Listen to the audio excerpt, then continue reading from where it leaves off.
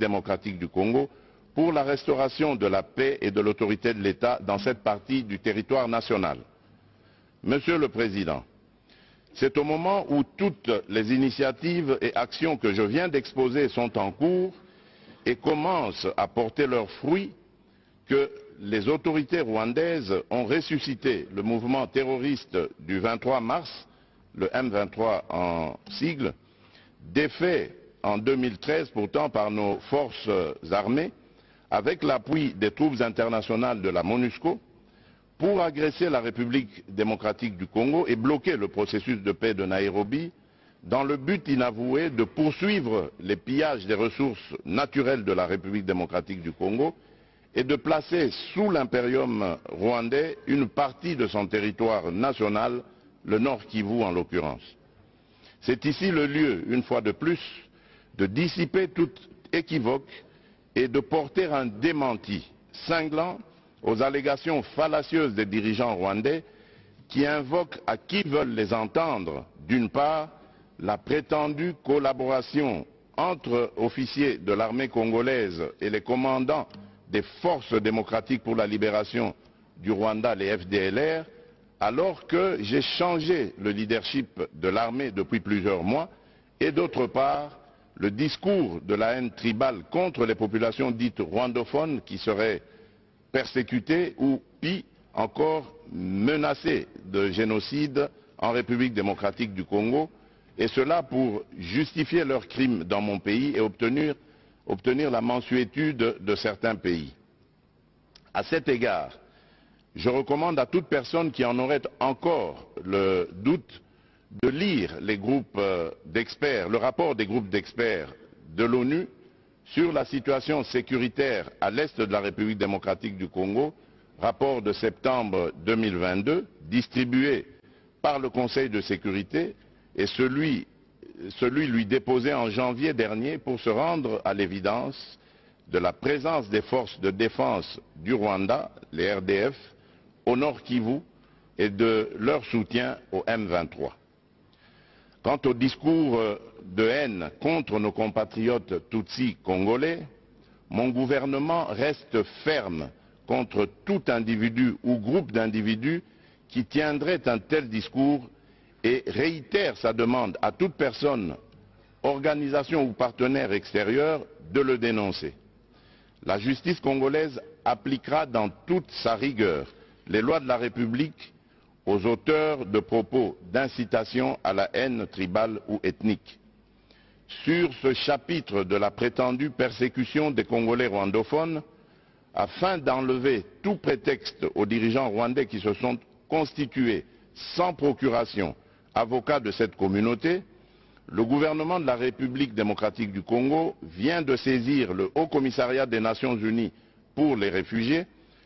pour lui demander de prendre toutes les initiatives requises en vue de la tenue dans les plus brefs délais des discussions tripartites RDC, Rwanda, HCR pour le rapatriement de leurs réfugiés respectifs dans leur pays, conformément au cadre juridique bilatéral actuel, aux règles du droit international et aux pratiques pertinentes en vigueur en la matière. Mon pays attend impatiemment ces discussions auxquelles seront associés du côté congolais les notabilités coutumières des communautés concernées afin de régler définitivement les problèmes soulevés et de réaliser une réconciliation vraie et durable entre ces communautés. Monsieur le Président du Conseil des droits de l'homme des Nations Unies,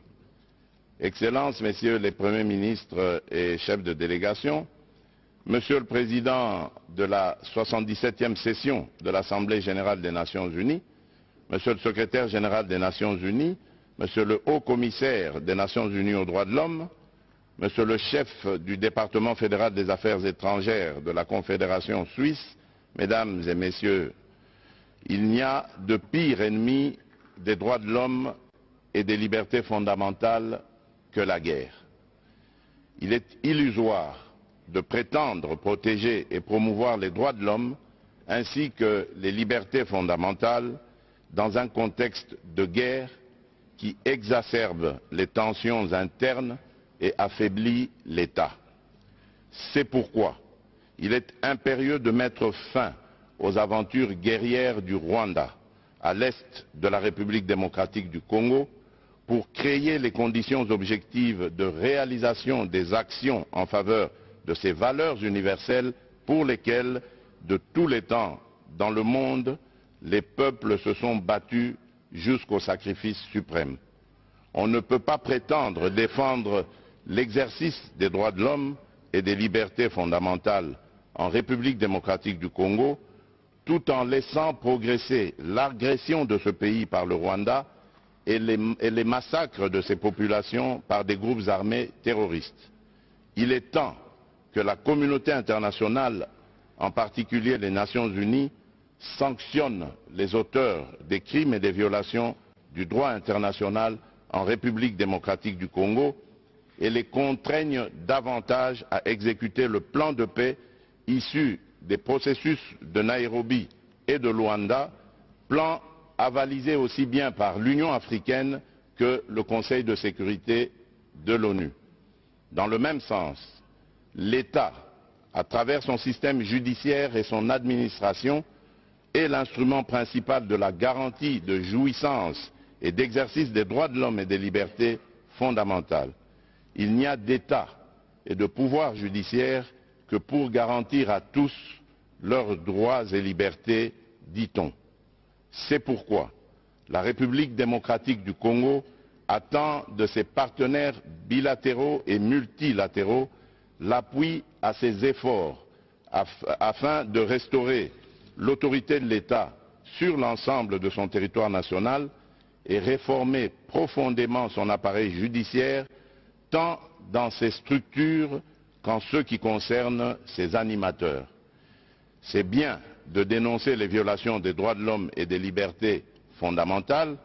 mais c'est encore mieux de contribuer à l'amélioration du rendement des mécanismes et institutions chargés de leur protection et promotion, ainsi qu'à leur enracinement dans la culture sociale, notamment par une plus grande spécialisation de la société civile et la formation des administrations publiques concernées. Je vous remercie.